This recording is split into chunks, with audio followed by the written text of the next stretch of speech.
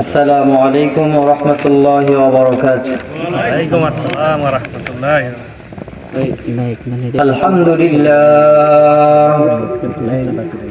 আলহামদুলিল্লাহ নাহমাদুহু ওয়া নাস্তাঈনুহু ওয়া নাস্তাগফিরুহু। তো আমি ওদেরকে দেখতেই পাবো না, এত ছাগলে স্বাভাবিক মতন না হলে তো আবার আপনি এটা সাউন্ড বাড়ায় দিতে হবে, রিভার্ব দিয়ে দেন। স্বাভাবিক মতন না হইলে তো ونعوذ بالله من شرور أنفسنا ومن سيئات أعمالنا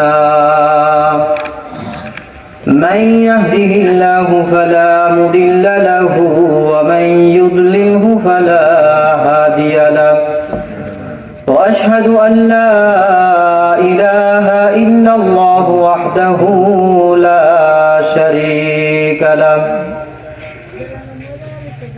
قال تعالى في كلامه المجيد وفي فرقانه الحميد أعوذ بالله من الشيطان الرجيم بسم الله الرحمن الرحيم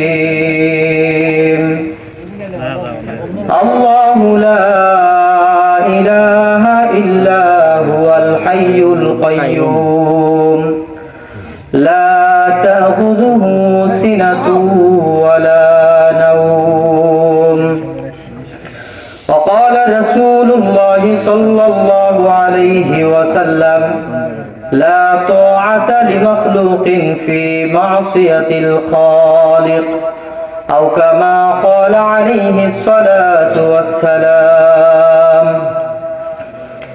আলহামদুলিল্লাহ, মহান আল্লাহ পাকের আলিশান দরবারে লাখো কোটি শুকর আদায় করছি, নত শিরে সুজুদ পেশ করছি যে মহান রব্বুল ইজ্জতুল জালাল ভাটপুরা পূর্বপাড়া তাসওয়াফ জামে মসজিদের উদ্যোগে পঞ্চম বার্ষিক ওয়াজ মাহফিলে আসার বসার তৌফিক দান করেছেন।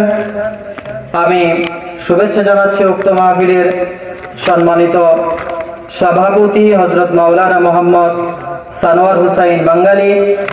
উনি আসলে আমার অনেক শ্রদ্ধেয় বড় ভাই, তো অনেক জায়গায় প্রোগ্রাম করে ওনার সাথে, এবং যারা উলামায়ে কেরাম এখানে আগমন করেছেন, বিভিন্ন অতিথিবৃন্দ এখানে আগমন করেছেন, সকলকে শুভেচ্ছা জানাচ্ছি। আসলে রাত অনেক গভীর হয়ে গেছে, সময় অনেক অল্প, যার কারণে আমি কোনো ভূমিকায় যাচ্ছি না, সরাসরি আমি আলোচনায় ঢুকে যাচ্ছি। আমি যে আয়াতের পুরো আয়াতটা আমি পড়ি নাই সময় স্বল্পতার কারণে, যে আয়াতের শুরুর একটু অংশ আমি তিলাওয়াত করেছি, এই আয়াতটি হলো পবিত্র কোরআনের মধ্যে সবচাইতে উত্তম এবং শ্রেষ্ঠ একটি আয়াত। জি, আয়াতটি হলো আয়াতুল কুরসি। কুরসি শব্দের অর্থ হলো চেয়ার তথা গদি। আয়াতুল কুরসি পবিত্র কোরআনের মধ্যে শ্রেষ্ঠ একটি আয়াত। এই আয়াতের ব্যাপারে বিশ্বনবী সাল্লাল্লাহু আলাইহি ওয়াসাল্লাম বলেছেন, কেউ যদি সকালবেলা এই আয়াতটি তিলাওয়াত করে তাহলে সন্ধ্যা পর্যন্ত, আর যদি কেউ সন্ধ্যার সময় এই আয়াতটি তিলাওয়াত করে তাহলে সকাল পর্যন্ত দুনিয়াবি সমস্ত আপদ মুসিবত থেকে আল্লাহ তাআলা হেফাজত করবেন। আর কেউ যদি এই আয়াতটি 5 ওয়াক্ত নামাজের পরে তিলাওয়াত করে পাঠ করে তাহলে রব্বুল আলামিন কাল কিয়ামতের ময়দানে তাকে জান্নাত দান করবেন। সুবহানাল্লাহ বলবেন না?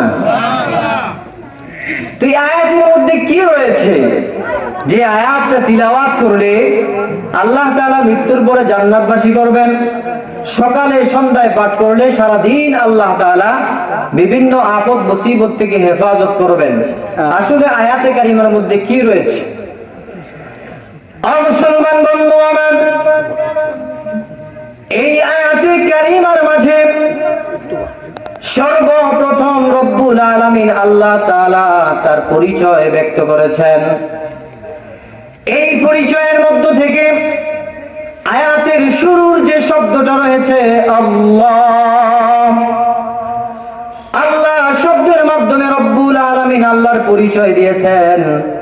তোমাদের সকলের রব আমি আল্লাহ। মুসলমান বন্ধু আমার, তাম দুনিয়ার মধ্যে যত মানুষ রয়েছে, এই সমস্ত মানুষগুলির মধ্য থেকে প্রত্যেক মানুষই বিভিন্ন ধর্মে, বিভিন্ন বর্ণে বিভক্ত রয়েছে। কেউ রয়েছে মুসলমান, কেউ হিন্দু, কেউ ইহুদি, কেউ খ্রিস্টান। এইভাবে প্রত্যেক ধর্মের মানুষেরা তাদের স্রষ্টাকে ভিন্ন নামে আহ্বান করে থাকে। কেউ বলে ঈশ্বর, কেউ বলে পরমেশ্বর, কেউ বলে বিধাতা, কেউ বলে গড, কেউ বা বলে ভগবান। আমরা আমাদের স্রষ্টাকে বলে থাকি আল্লাহ। আমাদের রবের নাম কি? আল্লাহ। আল্লাহ। মুসলমান বন্ধু আমার, আল্লাহ আমাদের রব। আল্লাহর পরিচয়টা কি? আল্লাহকে আমরা কিভাবে চিনব? পবিত্র কোরআনকে যদি জিজ্ঞাসা করা হয় আল্লাহর পরিচয়টা কি, এটা আমরা জানতে চাই, তাহলে পবিত্র কোরআন সুন্দর করে আমাদেরকে আল্লাহর পরিচয় দিয়ে দেয়। পবিত্র কোরআন বলে যে আল্লাহ শব্দটা রয়েছে, এই আল্লাহ শব্দের মধ্যে 4টা বর্ণ রয়েছে। চারটা বর্ণের মধ্য থেকে প্রত্যেকটা বর্ণ দিয়ে যদি আল্লাহকে চিনতে যাওয়া হয়, তাহলে রব্বুল আলামিনের পরিচয় পবিত্র কোরআন সুন্দরভাবে 4টা হরফ দিয়ে আমাদেরকে দিয়ে দেয়। আল্লাহ শব্দের প্রথম হলো আলিফ। আলিফ দিয়ে যদি আল্লাহর পরিচয় জানতে চাওয়া হয়, তাহলে পবিত্র কোরআন আল্লাহর পরিচয় ভাবে দেয় আল্লাহু লা ইলাহা ইল্লা হুয়াল হাইয়ুল কাইয়্যুম। আল্লাহ হলেন তিনি, লা ইলাহা ইল্লাল্লাহ, যিনি ছাড়া কোনো ইলাহ নাই। আল হাইয়ুল কাইয়্যুম, তিনি হলেন চিরঞ্জীব এবং সমগ্র সৃষ্টির নিয়ন্ত্রক। তিনি হলেন আল্লাহ। এই হলো আলিফ দিয়ে আল্লাহর পরিচয় পেলাম। আলিফটাকে যদি বাদ দিয়ে দেওয়া হয়, থাকে লিল্লাহ। লিল্লাহ দিয়ে যদি আল্লাহর পরিচয় জানতে চাওয়া হয়, পবিত্র কোরআন সুন্দর করে আল্লাহর পরিচয় দেয় লিল্লাহি মা ফিস সামাওয়াতি ওয়া মা ফিল আরদ। আসমান এবং জমিনের মধ্যে যা কিছু রয়েছে সমস্ত কিছুর মালিকানা চিৎকার দিয়ে বলেন কে? আল্লাহ। আসমান এবং জমিন এত দুবয়ের মধ্যে যা কিছু রয়েছে সমস্ত কিছুর মালিক আল্লাহ। আল্লাহর পরিচয় লিল্লাহ দিয়ে পাওয়া গেল। লিকে যদি বাদ দিয়ে দেওয়া হয়, থাকে লাহু। লাহু দিয়ে যদি আল্লাহর পরিচয় জানতে চাওয়া হয়, তাহলে পবিত্র কোরআন আল্লাহ পাকের পরিচয় কত সুন্দরভাবে দিয়ে দেয়। পবিত্র কোরআন বলে লাহু মাকালিদুস সামাওয়াতি ওয়াল আরদি ইয়াবসুতুর রিজকা লিমান ইয়াশা। আসমান এবং জমিনের যত খাজানা রয়েছে, এই সমস্ত খাজানার মধ্যে যত চাবিকাঠি রয়েছে, সমস্ত খাজানার চাবিকাঠির মালিক হলেন আল্লাহ। ইয়াবসুতুর রিজকা লিমান ইয়াশা, তিনি যাকে ইচ্ছা তাকে রিজিক দান করেন, যাকে ইচ্ছা তার রিজিক আবার কমিয়েও দেন। কথা বলুন ঠিক কি না? এই লাহুর মধ্য থেকে যদি লামটাকে বাদ দিয়ে দেওয়া হয়, থাকে হু। কি থাকে? হু। হু দিয়ে যদি আল্লাহর পরিচয় জানতে চাওয়া হয়, তাহলে পবিত্র কোরআন আল্লাহ পাকের পরিচয় কত সুন্দরভাবে দিয়ে দেয় ইন্নাহু হুয়াল গফুরুর রহিম। আল্লাহু আকবার। পবিত্র কোরআন আল্লাহর পরিচয় এভাবে দেয় ইন্নাহু, নিশ্চয় তিনি, হুয়াল গফুরুর রহিম, যিনি হলেন ক্ষমাশীল এবং দয়ালু। ও মুসলমান বন্ধু আমার, সবচাইতে বেশি ক্ষমাশীল হলেন আল্লাহ এবং সবচাইতে দয়াময় ও আল্লাহ।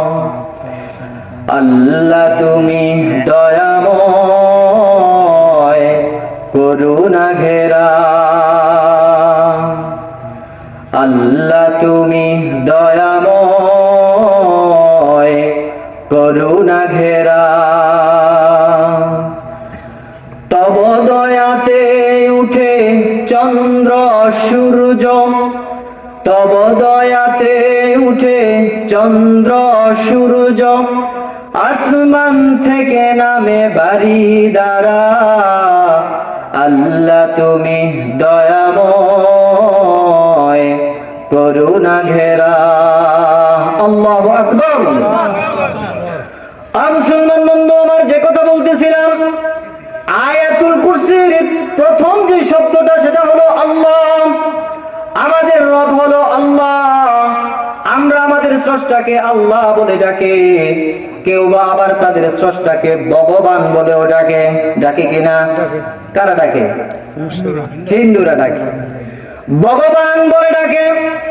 মুসলমান বন্ধু, অল্পতেই আমি বোঝাতে চাইব, আমরা মুসলমানরা কখনো কাউকে ধোঁকা দিতে চাই না। যে ইসলাম আমরা গ্রহণ করেছি এটা কত সত্য, কত বাস্তব। এই ইসলাম ধর্মের মাধ্যমে মানুষ কত সফল কাম হয়ে যাবে, দুনিয়াতেও সফল কাম হয়ে যাবে, তারা আখিরাতেও সফল কাম হয়ে যাবে। ভগবান কেন্দ্রিক মাওলানা আশরাফ আলী থানভী রাহমাতুল্লাহি আলাইহির সাথে ঘটে যাওয়া সুন্দর একটি ঘটনা রয়েছে। মাওলানা আশরাফ আলী থানভী তিনি লেখেন, এক জমিদার বাবু ছিল, জমিদার, হিন্দু জমিদার বাবু। এই জমিদার বাবুর ধন সম্পদের কোনো কমতি ছিল না। একবার জমিদার বাবু চিন্তা করলেন, আমার তো কোনো কিছুর অভাব নাই, ধন সম্পদ রয়েছে প্রচুর পরিমাণে, জীবনে অনেক কিছুই দেখেছি, অনেক কিছুই পেয়েছি, কিন্তু একটা জিনিস জীবনে দেখা হলো না। যেই জিনিসটা দেখার পরে আমার জীবনের মধ্যে একটা পূর্ণতা আসতো, কিন্তু সেই জিনিসটাই দেখা হলো না।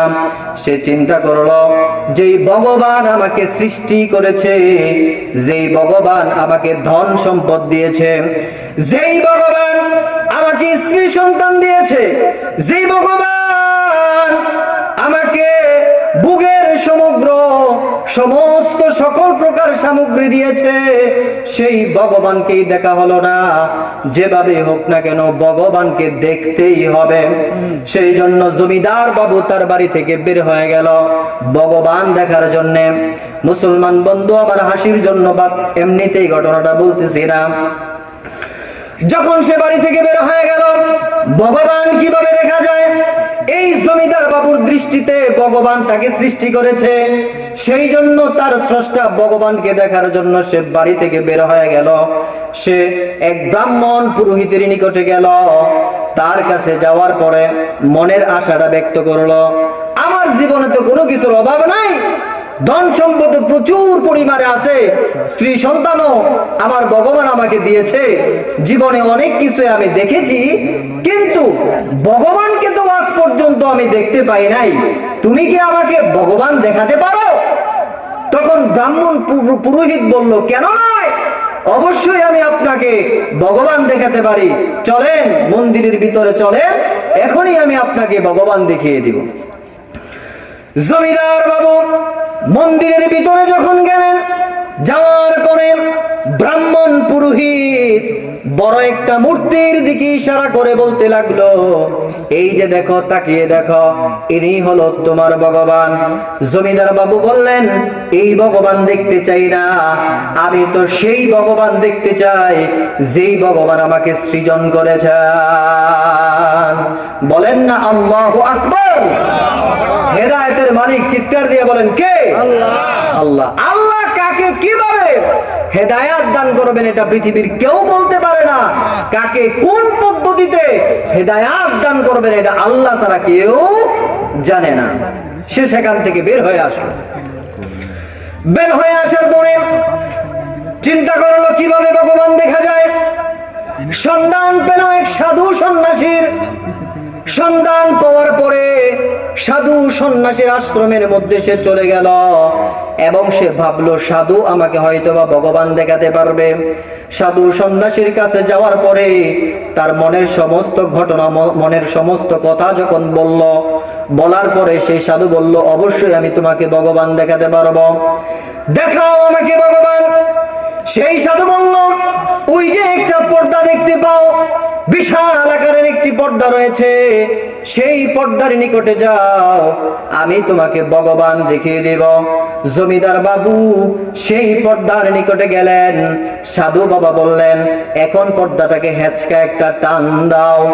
জমিদার বাবু যখন সেই চাদরটাকে হেঁচকা একটা টান দিল, ভিতর থেকে বিশাল আকারের একটি মূর্তি বের হয়ে আসলো, পাথরের মূর্তি। জমিদার বাবু বললেন, এটাই কি ভগবান? তখন সাধু বললেন, হ্যাঁ এটাই হলো ভগবান। জমিদার বাবু বললেন, এই ভগবান তো আমি দেখতে চাই না। আরে মুসলমান বন্ধু, এই জমিদার তুই হিন্দু মানুষ, ছোট কাল থেকে কত ভগবান সে দেখেছে, পাথরের মূর্তি সে দেখেছে, কত পূজা অর্চনা সে করেছে। সেই জন্য সে সাধু বাবাকে বলতে লাগলো, এই রকম মূর্তি তো আমি আমার জীবনে কতই না দেখেছি, কত তাদের পূজা করেছি। আমি তো এই ভগবান দেখতে চাই না, আমি সেই ভগবান দেখতে চাই যিনি আমাকে সৃজন করেছেন। তিনি বললেন যে ওই ভগবান তো আমি আপনাকে এখন দেখাতে পারবো না, আপনি অন্য জায়গায় চেষ্টা করুন। জমিদার বাবু বের হয়ে আসলেন। বের হয়ে আসার পরে আবার তিনি সংবাদ পাইলেন, দূর বহু দূরে আরেকজন সাধু সন্ন্যাসী রয়েছে, তিনি নাকি চ্যালেঞ্জ করার মাধ্যমে ভগবান দেখায় এবং ভগবান দেখানোর মাধ্যমে অনেক সুনাম সে অর্জন করেছে। চলে গেলেন জমিদার বাবু সেই সন্ন্যাসীর কাছে। সেই সন্ন্যাসীর কাছে যাওয়ার পরে জমিদার বাবু তাকে মনের সমস্ত কথা যখন খুলে বললেন, তখন সেই সাধু সন্ন্যাসী বলল, অবশ্যই আমি তোমাকে ভগবান দেখাতে পারবো, তবে এখন নয়, রাত যখন গভীর হবে, সমস্ত মানুষ যখন ঘুমিয়ে পড়বে, চতুর্দিকে পিন পতন নিরাপত্তা যখন বিরাজ করবে, সেই সময় আমি তোমাকে ভগবান দেখাবো। জমিদার বাবু বললেন, ঠিক আছে, তাহলে আমাকে কি করতে হবে? সাধু বাবা বললেন, তুমি এখন অবস্থান করো, রাত হোক, রাত গভীর হোক, তারপরে আমি তোমাকে ভগবান দেখাবো। মাগরিব হয়ে গেল, সন্ধ্যা ঘুরিয়ে রাত যখন গভীর হতে লাগলো, রাত যখন গভীর হয়ে গেল, চতুর্দিকে সমস্ত মানুষগুলি ঘুমিয়ে গেল, পিন পতন নীরবতা শুরু হয়ে গেল, একদম নিস্তব্ধ হয়ে গেল। সেই সময় জমিদার বাবুকে এই সাধু ভিতর থেকে, আশ্রম থেকে বের করে বাহিরে বের হলো। দূর দিগন্তের দিকে আঙ্গুলের দ্বারা ইশারা করে একটা আলোর দিকে ইশারা করে বলতে লাগলো, ওই যে একটা আলো দেখতে পাও? তখন জমিদার বাবু বলল, হ্যাঁ আমি তো একটা আলো দেখতে পাই। তখন বলল, সেই আলোটাই হলো পরমেশ্বরের জ্যোতি, এটাই হলো ভগবান, জিন্দা ভগবান। কি ভগবান? জিন্দা ভগবান। জমিদার বাবু বলল, তাই নাকি? জিন্দা ভগবান? আরে এত সুন্দর চলাফেরা করতেছে, ডানে যায় আবার বামে যায়, সামনে আসে পিছনে যায়, একটা আলোই তো দেখতে পাচ্ছি, আমার তো একটু কাছে গিয়ে দেখতে মনে চায়, একটু কাছে গিয়ে দেখতে চাই। কত দূর থেকে আসছি, তার দ্বন্দ্বের আর নিরসন হলো না, সে কাছে গিয়ে দেখবে। সাধু বলল যে না না, কাছে যাওয়া যাবে না, কাছে গেলেই পরমেশ্বরের জ্যোতিতে তুমি জ্বলে পুড়ে ছাই হয়ে যাবা, কাছে যাওয়া যাবে না। কিন্তু জমিদার বাবু তো তার কথা শুনবে না, সে দৌড়ে চলে গেল সে আলোর নিকটে। সেই আলোর নিকটে গিয়ে সে দেখে ইলাহি কাণ্ড। মুসলমান বন্ধু, জমিদার বাবু সেখানে গিয়ে দেখতে পেল বিশাল বড় আকারের একটা কচ্ছপ। চিনেন তো কচ্ছপ? খুব দৌড়ায় না, আস্তে আস্তে হাঁটে, আস্তে আস্তে হাঁটে, এটার চলন অত্যন্ত ধীর গতিতে হয়। এই কচ্ছপের উপরে সিমেন্ট দিয়ে সুন্দর করে একটা ঢালাই করা হয়েছে। সেই ঢালাইয়ের উপর একটা ল্যাম্পবাতি জ্বালিয়ে রাখা হয়েছে, আর একটা গন্ডি রাখা হয়েছে। কচ্ছপটা তো লাফ দিতে পারে না, এটার ভিতর থেকে সে বের হতে পারে না, দূর থেকে কচ্ছপটা তো দেখা যায় না, শুধুমাত্র আলোটা দেখা যায়। কচ্ছপ হাঁটে, এদিক থেকে ওদিকে যায়, ডান থেকে বামে যায়, আলোটাও ডাইনে বামে চলাফেরা করে, দূর থেকে মনে হয় আলোটা চলাফেরা করতেছে। জমিদার বাবু চিন্তা করলেন তাহলে এটাই তার কারিশমা। সেখান থেকে চলে আসলেন, সাধুকে বললেন, ভগবান কোথায়? আমি তো ভগবান দেখতে চাই। যেটা দেখে আসলাম সেটা তো ভগবান নয়, সেটা তো একটা কচ্ছপ মাত্র। ভগবান কোথায়? আমাকে ভগবান দেখাও। মুসলমান বন্ধু, যখন এই সাধু বাবার ভিতরের অবস্থাটা পরিষ্কার হয়ে গেল, তার কারসাজিটা ক্লিয়ার হয়ে গেল, তখন সে বলল, এটা ছাড়া আমার কাছে ভগবান দেখানোর মতো আর কিছু নাই, আমি এটাই দেখাতে পারি। তবে তোমার কাছে একটা অনুরোধ রইল, তুমি এই বিষয়টা বাহিরে অন্য কোনো মানুষের কাছে বলবা না, তুমি এখানেই থেকে যাও। প্রচুর পরিমাণে হালুয়া রুটি আছে, খাইতে পারবা। জমিদার বাবু একজন জমিদার মানুষ, তার কি আর হালুয়া রুটির প্রয়োজন আছে? দরকার নেই। হালুয়া রুটির সে দরকার আছে। জমিদার বাবু বললেন, হালুয়া রুটি প্রচুর পরিমাণে আমার বাড়িতে আছে, তোমার যদি খাইতে মন চায় আমার বাড়িতে চলো, আমি তোমাকে আমার বাড়িতে প্রচুর পরিমাণে হালুয়া রুটি খাওয়াবো। হালুয়া রুটি আমি চাই না, আমি চাই ভগবান যে আমাকে সৃষ্টি করেছেন, আমি তাকে দেখতে চাই। তাকে কি দেখাতে পারো? সাধু বলল যে না, তাকে দেখাতে পারি না। এবার জমিদার বাবু চিন্তা করলেন, ব্রাহ্মণের কাছে গেলাম, পুরোহিতের কাছে গেলাম, সাধু সন্ন্যাসীর কাছে গেলাম, কেউ আমাকে ভগবান দেখাতে পারলো না, সবাই আমার সাথে প্রতারণা করলো, আমি প্রতারিত হলাম।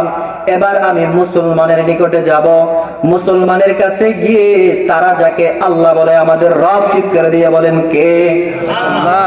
তারা যাকে আল্লাহ বলে, আল্লাহকে দেখার জন্য আমি আবদার জানাবো। তারা যদি আমাকে আল্লাহকে দেখাতে পারে, তাহলে আমার যে ধর্ম, হিন্দু ধর্ম রয়েছে, এই ধর্ম ত্যাগ করে আমি মুসলমান হয়ে যাব। সেই দৃষ্টিকোণ থেকে সে একটা মসজিদের মধ্যে গেল। মুসলমান বন্ধু, মসজিদ হলো আল্লাহর ঘর, এটা ইবাদতের জায়গা। এই ঘরের মধ্যে শান্তি আর শান্তি, এই ঘরের মধ্যেই রয়েছে চিরমুক্তি। কথা বলুন ঠিক কিনা? ঠিক। এই জমিদার বাবু চলে গেলেন একটা মসজিদের মধ্যে। মসজিদ থেকে এক মুসল্লি নামাজ আদায় করার পরে যখন বাইরে বের হলো, সেই নামাজি মুসল্লিকে সে প্রশ্ন করলো, তোমাদের মধ্য থেকে সবচাইতে বড় আলেম কে? আমাকে কি বলতে পারো? সেই মুসল্লি সংবাদ দিল, তৎকালীন সময়ের মধ্যে সবচাইতে বড় আলেম মাওলানা আশরাফ আলী থানভী রহমতুল্লাহি আলাইহি। নারায়ে তাকবীর। জমিদার বাবু বললেন, তাকে কোথায় পাওয়া যাবে? ঠিকানা দিয়ে দেওয়া হলো। জমিদার বাবু দুর্বহুদূর পথ অতিক্রম করার পরে মাওলানা আশরাফ আলী থানভীর নিকটে চলে গেলেন। তার কাছে গিয়ে তার মনের সমস্ত কথা ব্যক্ত করলেন। আমি তো ভগবান দেখতে চাই আমাদের ধর্ম অনুপাতে, কিন্তু ভগবান দেখার জন্য যার নিকটে গিয়েছে সবাই আমার সাথে প্রতারণা করেছে, আমি প্রতারিত হয়েছে। শেষ পর্যায়ে কোনো উপায়ান্তর না পেয়ে আমি তো দেখতেই চাই কে আমাকে সৃষ্টি করেছে, সেই জন্য আমি আপনাদের শরণাপন্ন হলাম। ওগো হুজুর, আমি ওয়াদা করলাম, আপনি যদি আমাকে আপনাদের রব আল্লাহকে দেখিয়ে দিতে পারেন, তাহলে আমি ওয়াদা করলাম আমি কালিমা পড়ে মুসলমান হয়ে যাব। থানভী রহমতুল্লাহি আলাইহি, তিনি তো অত্যন্ত জ্ঞানী মানুষ, তাকে সত্যভাবেই তিনি দাওয়াত দিলেন। তিনি বললেন, তুমি মুসলমান হও আর না হও তাতে আমার কিছু যায় আসে না। সে যদি মুসলমান নাও হয়, থানভী রহমতুল্লাহি আলাইহির কিছু আসে যায় না, তার তো কিছু আসে যায় না। তিনি বললেন, তবে হ্যাঁ, একটা সত্য কথা তোমাকে বলে দেই, আসিদকু ইউনজি ওয়াল কিযবু ইহলিক, সত্য মুক্তি দেয় এবং মিথ্যা ধ্বংস করে। কথা বলুন ঠিক কি না? ঠিক। তবে একটা সত্য কথা বলে দেই, তুমি যদি মুসলমান হও তবে মৃত্যুর পরে তুমি জান্নাতে যেতে পারবা, আর যদি তুমি মুসলমান না হও তাহলে মৃত্যুর পরে জান্নাতে যেতে পারবা না, জাহান্নামের মধ্যে যেতে হবে। তবে হ্যাঁ, আরেকটা সত্য কথা বলে দেই, মহান রব্বুল আলামিনকে দুনিয়ার জমিন থেকে দেখা সম্ভব নয়। আল্লাহ রব্বুল আলামিন বলেছেন, লা তুদরিকুহুল আবসার ওয়া হুয়া ইউদরিকুল আবসার।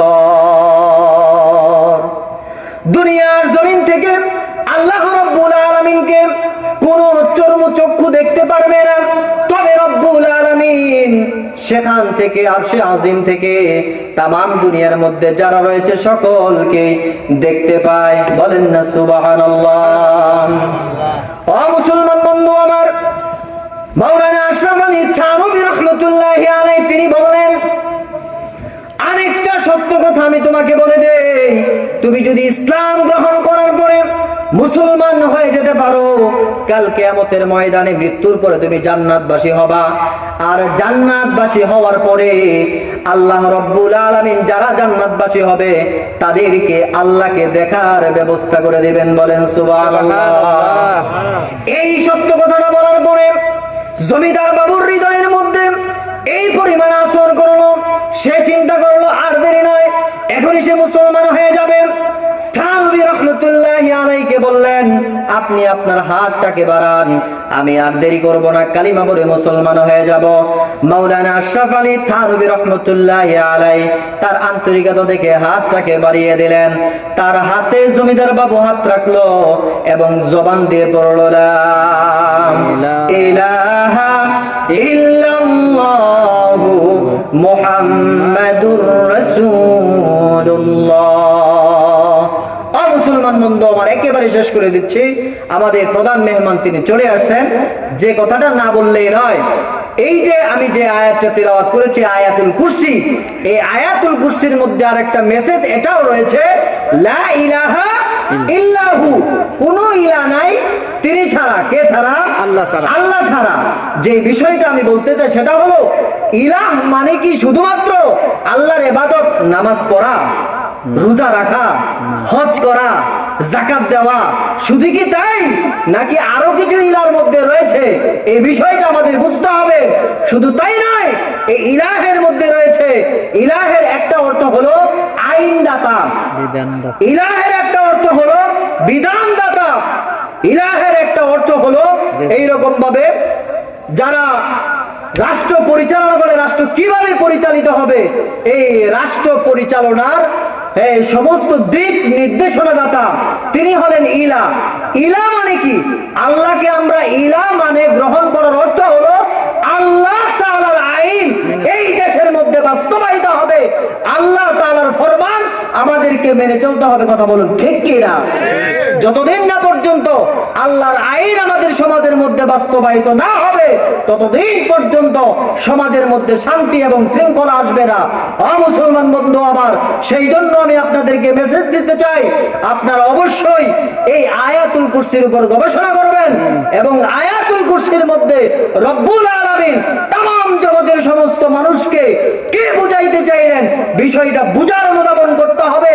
আর আমাদের সংসদের মধ্যে মানব প্রচিত কোনো আইন নয়, কোরআনের আইন বাস্তবায়ন করতে হবে। কারা কারা প্রস্তুত? হাত দেখতে চাই। আল্লাহ তাআলা বুঝার এবং আমল করার তৌফিক দান করুক।